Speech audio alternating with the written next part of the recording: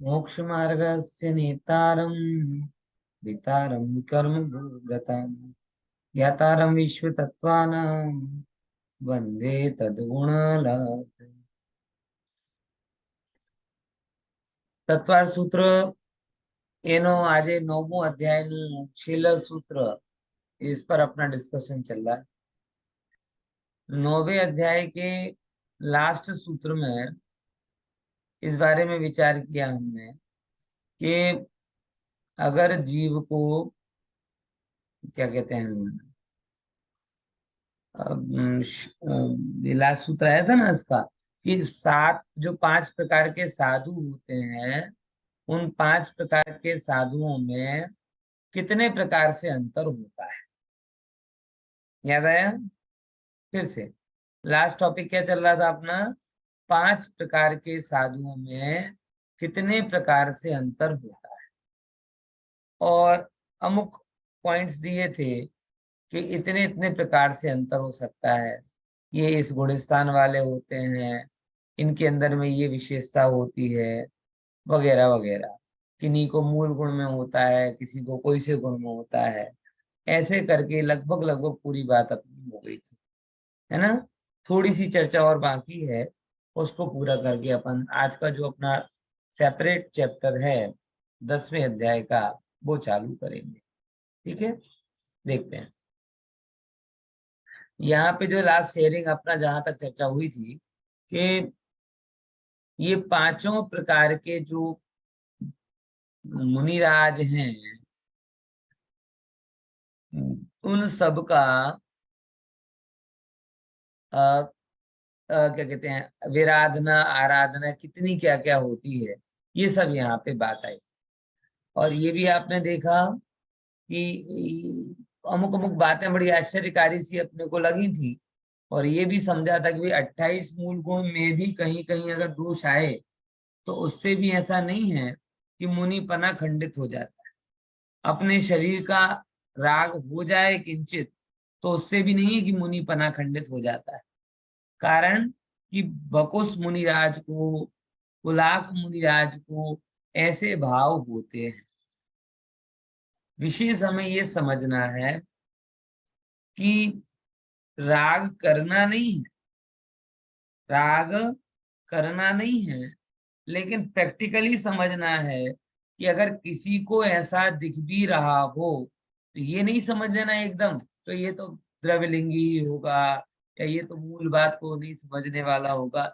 ये एक बाहरी एक्टिविटी के कारण इसको अधर्मी या विधर्मी कहना उचित नहीं, क्योंकि ऐसा ही अन्य लोग अपने मुमुक्षुओं के प्रति करते हैं। वो कहते हैं बस आप ये तो बड़ी आत्मा की ऊंची ऊंची बातें करते हैं, और ये कहते हैं खाने में मत खाया करो, पानी में मुंह मत करे। आत्मा का खाता है, आत्मा नहीं खाता है, इसका ये मतलब नहीं है कि वो कोई अपने स्वास्थ्य का विचार नहीं करेगा, अपने आजू बाजू के परिवेश का विचार नहीं करेगा। वो विचार करेगा और उसके साथ उसका मुनिपना भी रह सकता है, फिर मुमुक्षुपने की बात क्या रहे। पॉइंट समझ में आया कि नहीं है? ये तो लोगों का अतिरेक कथन होता है, और अतिरेक कथन करने वाले, एग्जैगरेट कथन करने वाले कभी सत्य को पा नहीं पाते, क्योंकि वो अपने पैरामीटर से दुनिया को देख रहे हैं, जबकि दुनिया के पैरामीटर अलग होते हैं। बराबर ना? ये बात अपन ने थोड़ी समझी थी। अब जरा और आगे बढ़ते हैं, और ये सब जो नीचे के 3 पॉइंट हैं उन पर डिस्कशन करते हैं। तो तीर्थ, सारे के सारे जो पुलाक वकुश कुशील आदि हैं, ये सब कैसे होते हैं कि सभी निर्ग्रंथ सब तीर्थंकरों के तीर्थ में होते हैं। सब निर्ग्रंथ मतलब ऐसा नहीं है कि अभी महावीर भगवान का तीर्थ चल रहा है तो कुलाक होंगे, कुलाक ज्यादा होंगे, बाकी के नहीं होंगे। नहीं, पांचों के 5 प्रकार के निर्ग्रंथ 24 के 24 तीर्थंकरों के तीर्थ में होते हैं। यानी आज परिस्थिति बिगड़ी है ऐसा नहीं है, परिस्थिति पहले से ही ऐसी, परिस्थिति अमूमन वैसी की वैसी ही रहती। आज कुछ गड़बड़ी दिख रही है तो पहले भी ऐसा था। अगर आज आपको पाप दिख रहा है तो ऐसा नहीं कि पहले नहीं था, पहले भी लोग ऐसे होते, यानी हमेशा हर परिस्थिति में हर समय हर प्रकार के लोग रहते हैं, हर प्रकार के साधु रहते हैं, ये बात तय है। इसीलिए किसी को भी ये नहीं कहना चाहिए कभी भी कि आज ज्यादा बिगड़ गया कि पहले नहीं था न फलाना नहीं था, नहीं, सब समय सब था। आज भी ठीक है और पहले भी लोग गड़बड़ होते थे, और पहले भी ठीक रहते थे, तब भी लोग गड़बड़ होते थे। दोनों प्रकार की बात यहाँ पर है। जो अज्ञानी होते हैं वो जनरलाइज करते हैं। क्या करते हैं? जनरलाइज। एक चीज में प्रॉब्लम दिखी, तुम्हारा दुबई वाला बदा आवाज हो, तुम्हारा इंडिया वाला बदा आमज हो, तुम्हारा यूके वाला आम, एक कर दिए जनरलाइज करता। जनरलाइज नहीं करना चाहिए। हर समय हर जगह हर जाति में हर क्षेत्र में हर प्रकार के लोग रहते हैं। हाँ, परसेंटेज ये जरूर होता है कि कहीं ज्यादा होते हैं तो कहीं कम होते हैं। इस बात को थोड़ा विचार में देखो। तो सब तीर्थंकरों के क्या काल में होते, फिर क्या कहते हैं यहाँ पे फिर कहते हैं कि सभी द्रव्यलिंगी होते कि भावलिंगी, तो बोले सभी भावलिंगी होते हैं। बराबर। ऐसा नहीं है, ऐसा नहीं है कि अगर किसी के एक मूल गुण में किसी समय के लिए दोष आ जाए तो उसका पूरा मुनि पद चला जाएगा। ऐसा नहीं। एक समय का दोष आया, वो दोष एक समय का है, उनके पास में अवसर है कि उसे रिपेयर कर सकते हैं। बराबर। इसीलिए ये नहीं मानना चाहिए कि एक समय के दोष से वो पूरे दोषी हो गए। ना श्रावक ऐसा होता है और ना मुनि। बराबर। हम जो उतावलपन में कभी निर्णय करते हैं, तब किसी के एक गुण को देखकर, एक अवगुण को देखकर किसी को गुणवान मान लिया, एक अवगुण देखकर किसी को गुणहीन मान लिया, ये हमारा सबके प्रति उतावलापन है, यथार्थ नहीं। बराबर। समझे कि नहीं समझे? ये थोड़ा विचार लेना। फिर द्रव्यलिंग क्या होता है? तो द्रव्यलिंग में दो बातें, एक तो शरीर की आकृति और दूसरे नंबर शरीर की क्रिया। तो यहाँ क्या बताया कि जितने भी ये जो साधु हैं ये बाहर से नग्न दिगंबर होते और जैसे जैसा शरीर हो वैसा होते। मतलब मतलब मतलब ये कि अगर महावीर भगवान के टाइम के कोई साधु हैं तो 3.5 की हाइट वाले होंगे, 3.5 हाथ की ऊंचाई वाले। और और आदिनाथ स्वामी के टाइम के कोई तीर्थंकर हैं तो वो उनकी हाइट वाले होंगे। यानी हाइट को कोई कम ज्यादा नहीं कर सकता। कुंदकुंद आचार्य देव विदेश क्षेत्र में गए थे, भावलिंग 500 धनुष वालों का था और द्रव्यलिंग भरत चित्र वालों का इलायची के जैसा था। आप समझ रहे? भावलिंग कैसा था? 500 धनुष वालों। और द्रव्यलिंग कैसा था कि जैसे अपने सामने एक मकोड़ा आ जाए, कितना छोटा लगे, ऐसे ही उन विदेश क्षेत्र वालों के सामने कुंदकुंद आचार्य देव इतने से लग रहे हूं। आप सोचो, विचारो है। और उसके बावजूद भी उनका वही गुणस्थान जो 500 धनुष वालों। ये बातें जब मैं पढ़ता हूँ तो मुझे एक बात ख्याल में आती है कि गैर जरूरी चीजों का हमने अपने मन में कितना कॉम्प्लेक्स भर लिया। ये बहुत इंपॉर्टेंट बात है, बार बार मैं ये बात कहता हूँ इसके लिए कि इतना कहना सुनने के बावजूद भी ये चीज अंदर से निकलती नहीं, घर कर गई।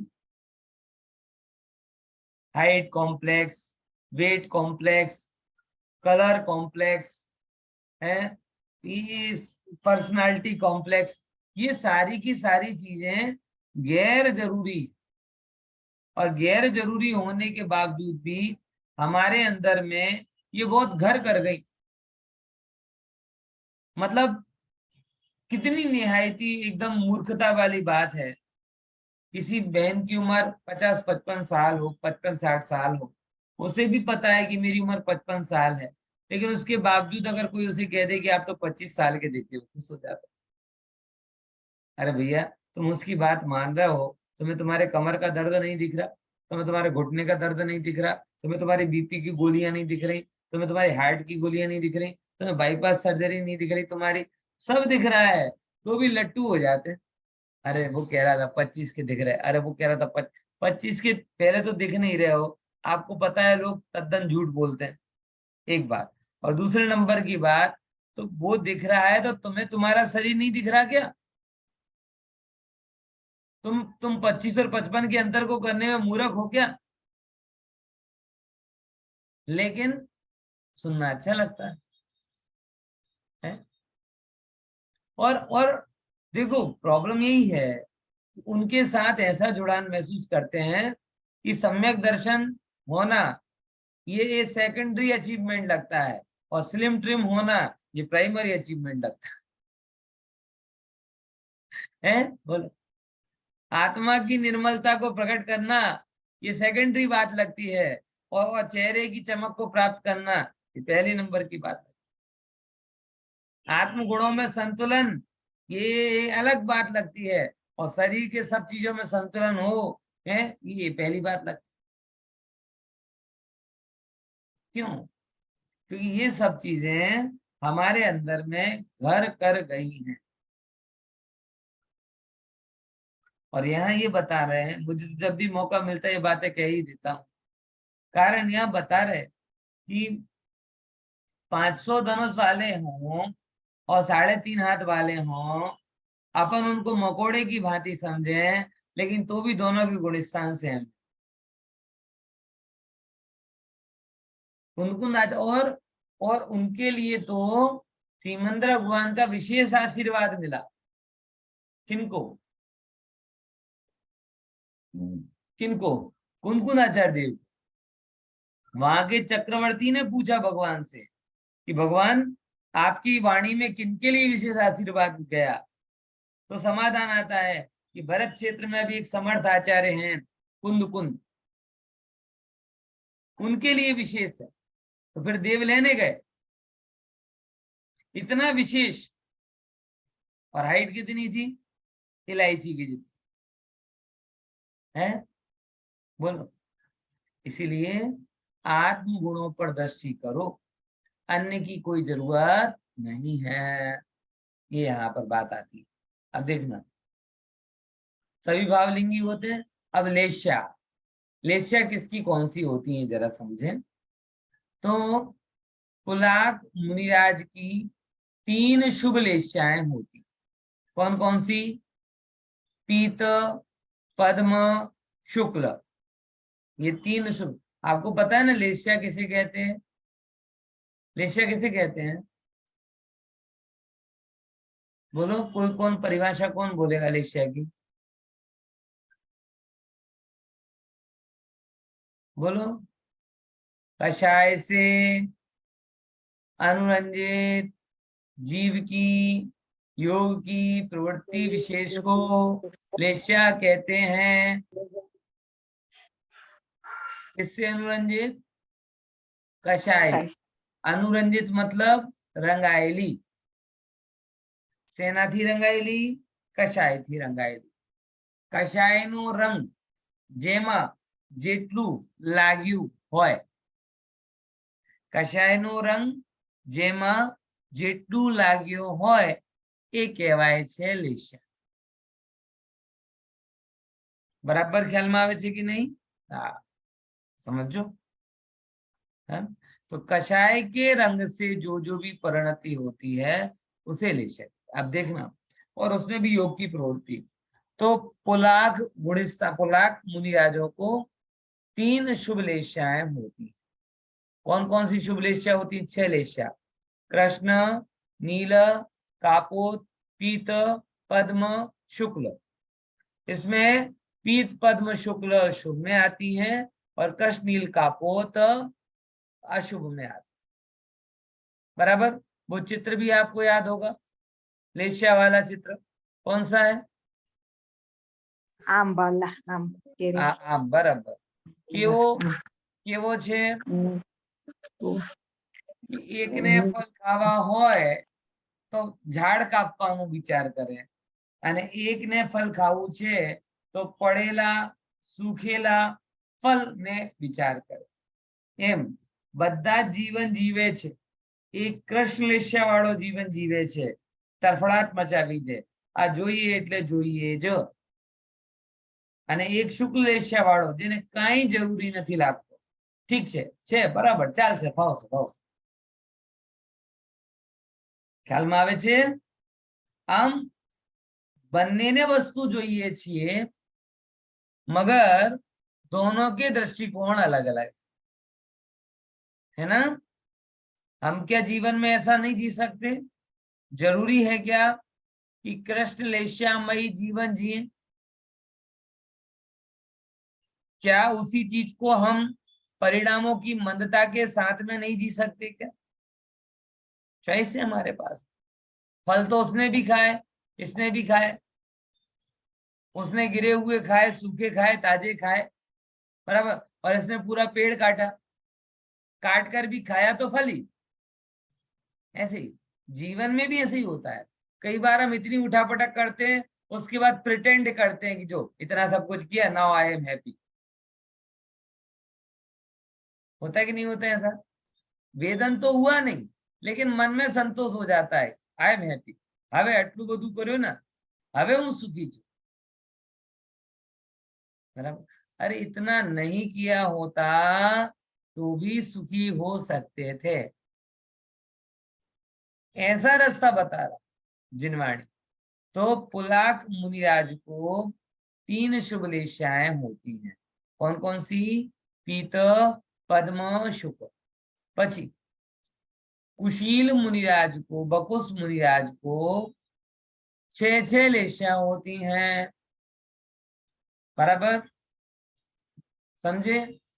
शुभ भी हो सकती हैं, अशुभ भी हो सकती. अब आपके मन में प्रश्न आएगा कि बकुस मुनिराज तो पुलाक से अच्छे होते हैं, और पुलाक को 3 लेश्या बता रहा है और बकुस को 6. उल्टा तो नहीं हो गया? 6 और 3 होना चाहिए था ना, 3 और 6 क्यों बता रहे?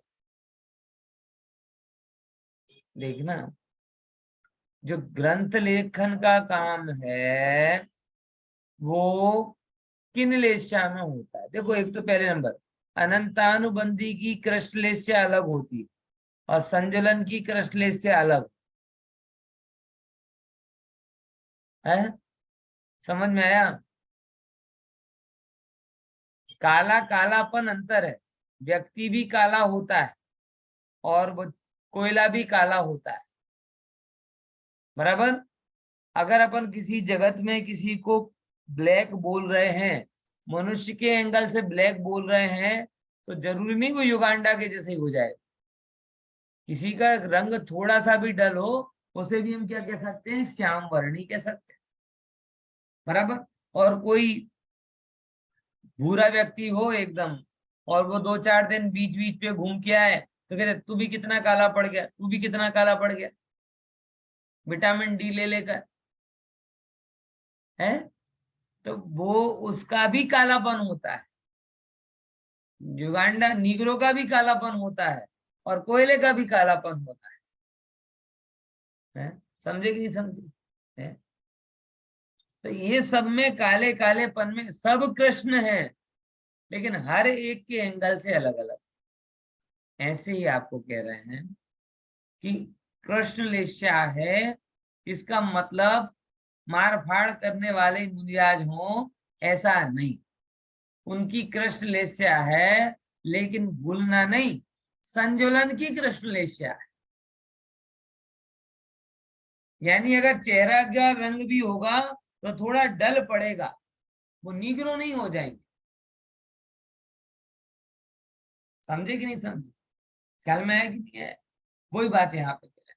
तो जो पुलाक मुनिराज को 3 शुभ लेश्या बोली और इनको 6 लेश्या बोली, उसका कारण है कि इनको तीव्र लेस्या का उदय भी प्रशस्त कार्यों में हो सकता है, और शरीर आदि के प्रति थोड़ा राग है तो उस राग को भी तीव्र लेस्या के अंतर्गत गिना, इसीलिए उन्हें 6 लेस्या का सद्भाव, और पुलाक वाले को 3 लेस्या का सद्भाव। समझे? शरीर के प्रति राग है, उपकरणों के प्रति राग है, ये अलग बात है, लेकिन उससे उनका परिणाम हमारे जैसा हो जाता है, ऐसा नहीं है। ये अंतर वहां पर होता है। ठीक है, क्लियर? क्वेश्चन હતો बोलो। એટલે શુભ ભાવમાં પણ કૃષ્ણ લેશિયા હોઈ શકે? કૃષ્ણ લેશિયા તો ये ते નેગેટિવમાં જ થાય। जो शुभ भाव અને અશુભ ભાવ પણ સાપેક્ષ છે। કોઈ એક મિથ્યા દ્રષ્ટિના શુભ ભાવ કેવા, આમ તમે વિચાર કરો, કોઈ જે નોન વેજીટેરિયન વ્યક્તિ હોય એ વ્યક્તિ મંગળવારના દિવસે, હિન્દુ હોય ને, આમ કહેવાય ને લોકો નોન વેજીટેરિયન પણ મંગળવારના દિવસે, અગર હોય ને હિન્દુ નોન વેજીટેરિયન, તો મંગળવારના દિવસે મીટ નહીં ખાય, હનુમાનજીનો દિવસ, તો એને મંગળવારના દિવસે મીટ નહીં ખાવા રૂપ શુભ ભાવ થઈ રહ્યા છે, તો એ શું કહે છે, એક કામ કરો ને, પ્યાજની આમ શું કહેવાય દાલ ફ્રાય કરી દો, તો એના શુભ ભાવ કેવા થઈ રહ્યા છે, પ્યાજ વાળી દાલ ફ્રાય ખાવા, અને એ ભાવ આપવા માટે હા, મુનિરાજને શાસ્ત્ર લખવામાં કૃષ્ણ લેશિયા થાય? હા થાય ને, 100% થાય। તમે વિચાર કરો, તમને કદાચ શાસ્ત્રોનું વાંચન કર્યું હોય, પ્રથમાન્યુગ આદિનું વાંચન કર્યું હોય, ત્યાં કેવું કેવું પ્રકરણ આવે, ઘણી વખત तीव्र रागनो प्रकरण आवे, त्या बधु लखवू पड़े, स्त्रीनो नक्षत्रिक वर्णन करवू पड़े, ये सब कुछ करना पड़ता है, तो इस हिसाब से उनको बोला भी कि कृष्ण शादी परिणाम। सबसे बड़ी बात है कि हमें पहले ये सेपरेट करके देखना पड़ेगा कि हमारी कृष्णेश्या और मुरियाज की कृष्णेश्या सेम नहीं है। हमारे जो कृष्णेश्या में परिणाम होते हैं अनंतानुबंधी के, संजुलन में वैसे नहीं होते, तो आपको बुरा नहीं लगेगा, उनको उनकी भूमिका के अनुसार भाव। बराबर? जैसे अगर 4 साल का बालक है, बहुत सीधा भी बैठेगा तो थोड़ा तूफान करेगा, बहुत सीधा बैठेगा तो थोड़ा तूफान करेगा, और अगर टेढ़ा बैठेगा तो दिन भर तूफान करेगा। और 60 साल 80 साल के अगर बाबा दादा होंगे तो बहुत हिम्मत करेंगे, तो थोड़ी उछल कूद करेंगे, वही बच्चों को खुश करने के लिए बाद में बायोडेक्स लगाते फिरेंगे, अरे बच्चे के लिए इतना कर लिया बायोडेक्स लगा। बराबर ख्याल में? तो भूमिका भूमिका के अनुसार भाव, भूमिका भूमिका के अनुसार भाव, है ना? तो इसलिए उनको उनके गुणस्थान के अनुसार कृष्णेश्या होती। बराबर? फिर कुशील में भी ऐसे ही लेना।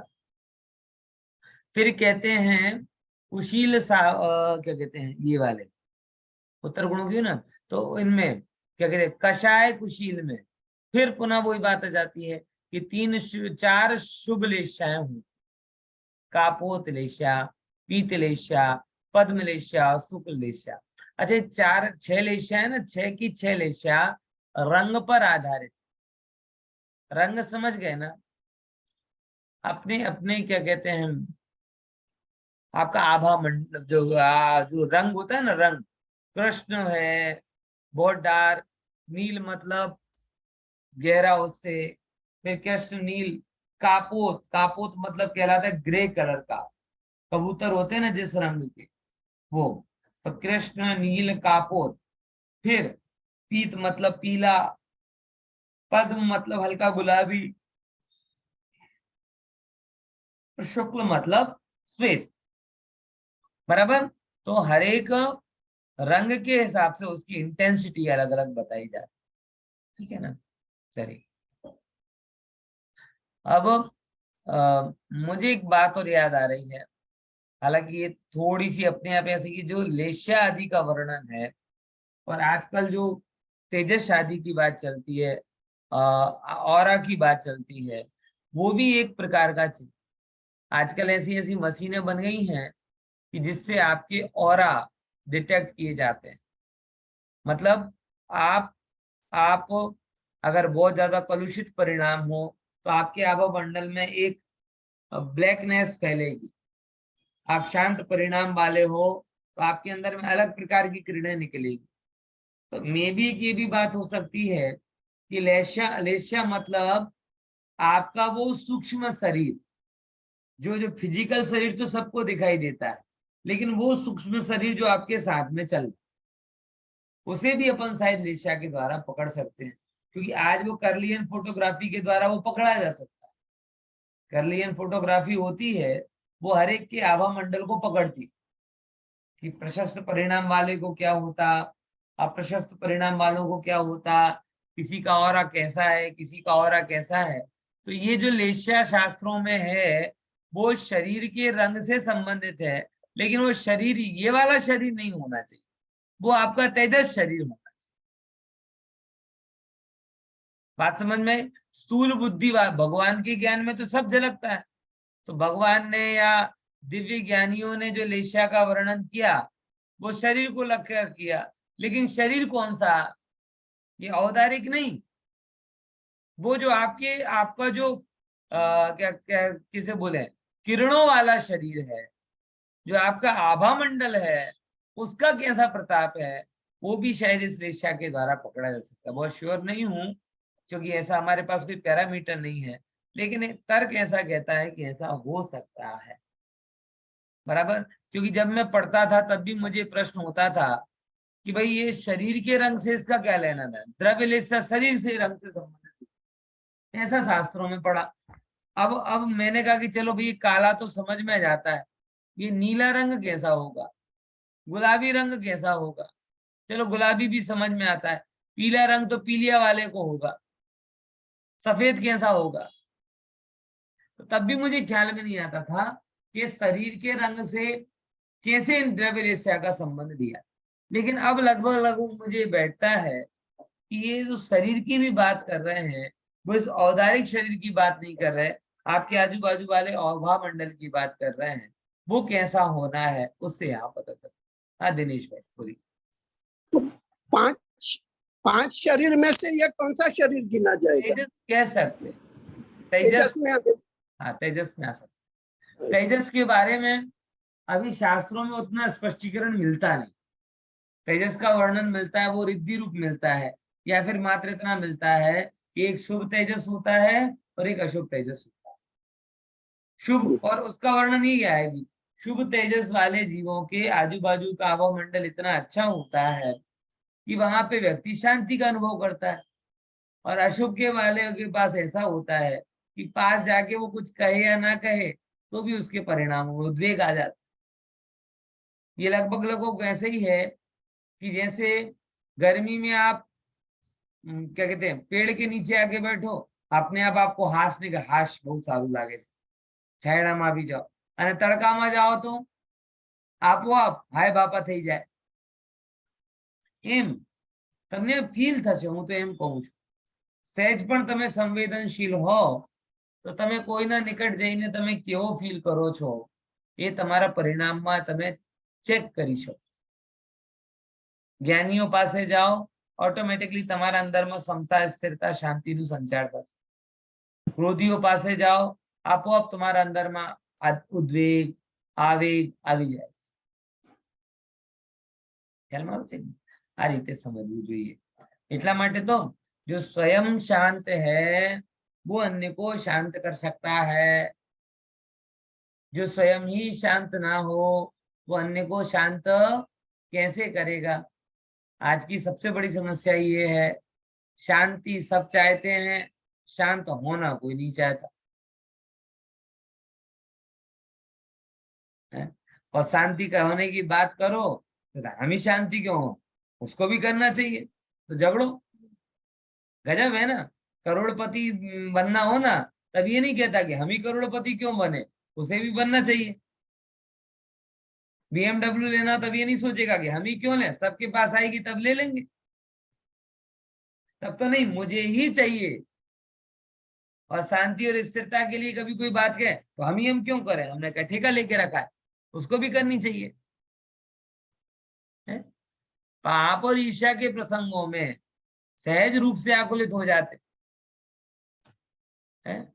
समझ में आया? और ज्ञान के प्रसंग में राह देखते कि पहले तुम बोलो तो फिर हम बोले। गाड़ी में नहीं सोचा कि पहले तुम लो फिर हम ले। पैसे में नहीं सोचा कि पहले तुम्हारे पास करोड़पति आए फिर हम बनेंगे। सब जगह पहले हम पहले हम पहले हम। और गुण धारण करने में बात करें तो पहले हम क्यों, पहले वो करे फिर हम करें। तुम ये बताओ, तुम्हें क्षमा अच्छी लगती कि नहीं लगती? कितनी अच्छी लगती? करोड़ रुपए से अच्छी लगती है, महंगी गाड़ी से अच्छी लगती है, महंगी जीवन से अच्छी लगती है? अगर वास्तव में अच्छी लगती है, दूसरे अफोर्ड करें या नहीं करें, हम अफोर्डेबल हो गए, हमारे लिए बहुत बढ़िया बात। फिर ईर्ष्या में क्यों छोड़ देना कि पहले वो करे फिर हम करें? बोलो, समझ रहे हो ना? है? हाँ, इसलिए इस बात को थोड़ा विचार करें। ओके, चलते हैं। ये अगली वाली गाथा अगले देखते हैं ना। तो ये क्लियर हुआ। फिर शुक्ल लेशा, निर्गंथ मुनियाजों को मात्र शुक्ल लेशा होती है, और स्नातक यानी 13वें गुण स्थान वालों को शुक्ल लेशा से भी रहित होती, यानी उनको लेशा नहीं है। क्यों नहीं है ये बताओ, बोलो मीना बहन। ઘાતી કર્મ અને અઘાતી કર્મનો ત્યાગ કરેલો છે, શુભ અને અશુભ રાગ દ્વેષ છે જ નહીં. बराबर, એટલે उनको लेशा इसीलिए नहीं है क्योंकि मन वचन काय की प्रवृत्ति, और वो भी कषाय से सहित मन वचन काय की। जब कषाय ही नहीं हो तो फिर काय की प्रवृत्ति होगी? वचन की प्रवृत्ति तो है नहीं, मन की भी नहीं है। कषाय नहीं है, मन और वचन की प्रवृत्ति नहीं है, तो लेशा होगी तो होगी कहां से? इसीलिए 13वें गुण स्थान वाले जीव कैसे हैं? लेशा रहित हैं। बराबर। चलिए आगे अपन पढ़ते हैं। हाँ, अब कहां से कहां की बात आई, ये मर के कहां कहां तक जा सकते? पढ़ो, इसको पढ़ो। कौन पढ़ेगा? दिनेश भाई पढ़ो, वांचन करो। उत्कृष्ट उपपाव जन्म, उपाद, उपपाद, उपपाद 12वें स्वर्ग, पुलाक वाले 12वें स्वर्ग से 18 सागर स्वर्ग तक 18 सागर का आयु। बराबर। 15 से 16वें स्वर्ग में 22 सागर का आयु। बराबर। कुशील प्रति सेवना वाले 15 से 16वें स्वर्ग 22 सागर का आयु। कुशील कषाय वाले सर्वार्थ सिद्धि के 33 सागर का आयु। निर्ग्रंथ के सर्वार्थ सिद्धि में 33 सागर, और स्नातक मोक्ष ही जाते हैं। बराबर। इधर जन अब ये मैक्सिमम बता रहे हैं कि अगर ये मैक्सिमम पुलाक मुनि जन्मेंगे तो 12वें स्वर्ग तक जन्मेंगे, 18 सागर की आयु वाले हैं। ठीक है। वकुश मुनि 15वें 16वें स्वर्ग तक जन्म ले सकते हैं, आयु 12 स्वर्ग। फिर कुशील प्रति सेवना भी 16वें स्वर्ग तक जन्म लेते हैं, आयु 22 सागर। कषाय कुशील ये इस सर्वार्थ सिद्धि में जन्म लेते हैं, आयु 33 सागर मैक्सिमम। फिर आगे निर्गंथ भी वहीं तक जाते हैं, और स्नातक तो कहीं पर और जाते ही नहीं, यानी 13वें गुण स्थान वाले उत्कृष्टतम मोक्ष ही जाते हैं। इसलिए उनमें न्यूनतम और उत्कृष्टतम का भेद ही नहीं। 13वें गुण स्थान वाले तो सीधे मोक्ष ही जाएंगे, न्यूनतम भी मोक्ष, अधिकतम भी मोक्ष, मोक्ष से कम तो कुछ है ही नहीं होता। फिर जगन्य में क्या लिया, पढ़ो। सभी का पहले स्वर्ग 2 सागर आयु तक। बराबर। ये इन चार मतलब निर्गंथ मुनियास तक सभी पहले 2 स्वर्गों तक जा सकते हैं, उससे कम नीचे कोई तो गति में जाते क्या? त्रियंच विरियंच में, मनुष्य वनुष्य में मुनिराज कभी उत्पन्न होते क्या? एक प्रश्न आपको बताऊं, आपको सैनिक राजा का पता है ना? कि सैनिक राजा नरक क्यों गए? बताओ। मुनिराज ऊपर उपसर्ग किया। उपसर्ग किया, पर अब मुनिराज के ऊपर उपसर्ग किया तो वो नरक गए। सम्यक दर्शन था तब? नहीं था। नहीं था। नहीं, तो नरक गए। अब वो ये नियम है शास्त्र में कि सम्यक दर्शन अगर हो गया तो पहले नरक तक ही जाएगा। इसीलिए उनकी आयु 7वें नरक से घटकर पहले नरक में 84,000 वर्ष मात्र की हो गई। बराबर। ऐसे कोई मुनिराज को नरकायु बंध सकती है क्या? नहीं बन सकती है। अगर बंध पहले जाएगी बन तो गई तो हाँ? पहले बन गई हो तो संक्रमण हो सकता है, लेकिन बाद में नहीं बन सकता। आयु में कभी संक्रमण नहीं होता।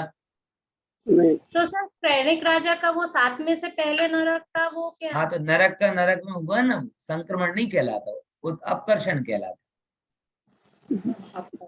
हाँ, देखो जरा एक इम्पोर्टेंट बात मैं आपको बता रहा हूँ कि पहले आयु बंध गई हो तो मुनि दीक्षा के भाव ही नहीं, ये नियम।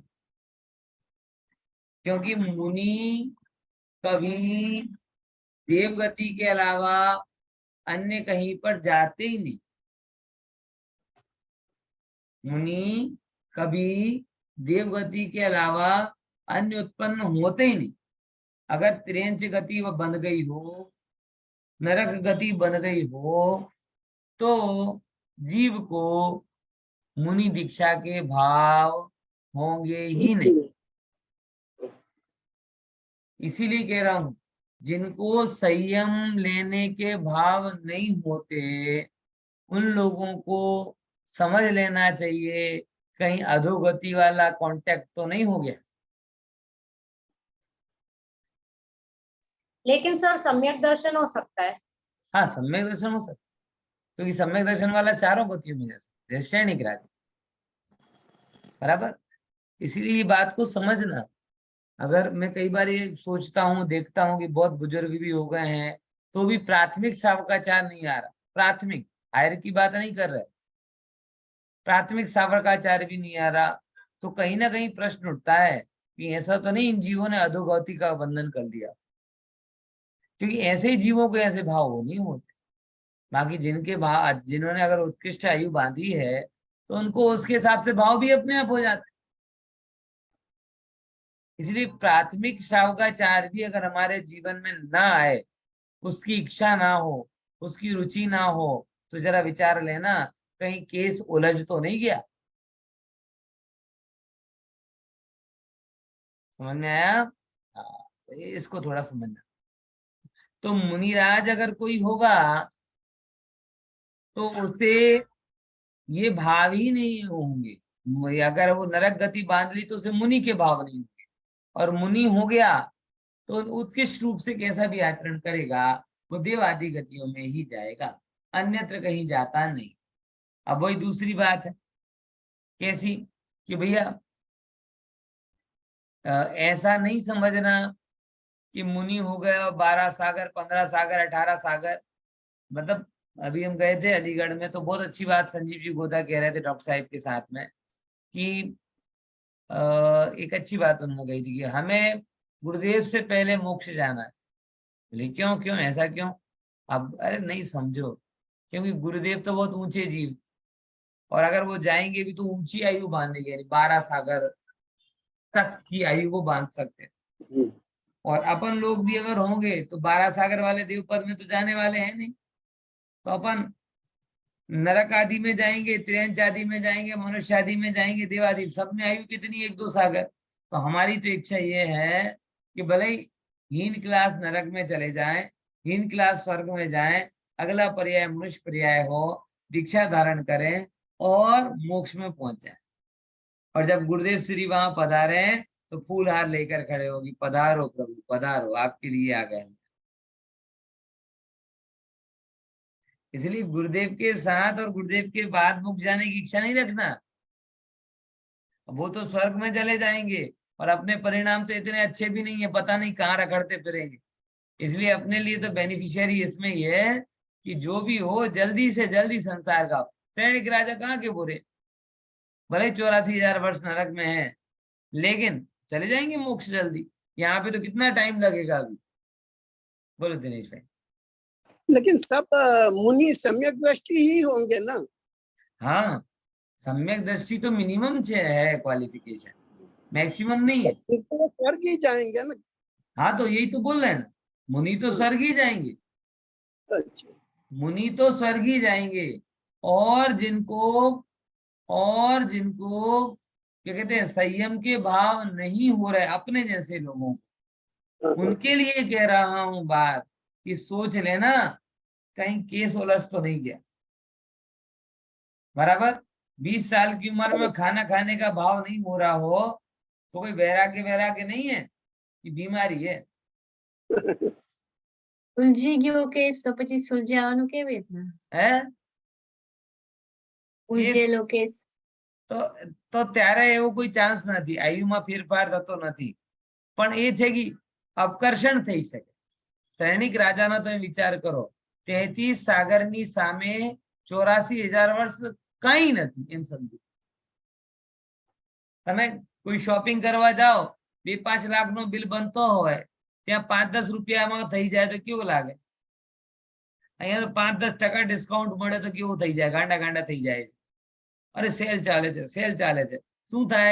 सेल वगर नहीं लो, सेल नहीं लो तो 500 रुपया नहीं, सेल वगर नहीं लो तो 550 रुपया नहीं। आटलू ज फेर पड़े, पण एना माटे गांडा थई जाय लोग। त्यारे एने 550 में 50 रुपया नो डिस्काउंट भारे लागे तो 33 सागर नी सामे 84,000 केटलो? काई नथी। अबजो रुपया में 1 पैसानो जे परसेंटेज आवशे ने, अबजो रुपयानी संपत्ति कर्जामां 1 पैसानो जे प्रपोर्शन आवशे एना करता ओछो प्रपोर्शन छे आ 33 सागरनी सामे 84,000 वर्ष। हवे एने तमे सुलझन कशो के नहीं कहेशो? એટલે शिफ्ट थईने 33 सागर नरक थी शिफ्ट थईने 33 सागर देवमां थई जाओ, तमे कहेशो सुलझी गया। पण हूँ कहूँ कि क्या उलझा तो संसार में। पॉइंट समझा कि नहीं समझा? 33 सागर नरक आयु थी कन्वर्ट थई ने 33 सागर की देवायु मળી जाए। अज्ञानी जीवो कैसे सुलझी गया, पहले 33 सागर नरक में काढ़वाना हता, हवे 33 सागर देवगति में काढ़शे। सुलझी गया, सुधरी गया, पामी गया। ज्ञानी कैसे रया त्याना त्या। फायदा में तो बेटा नरक श्रेणिक आव्यो, केम?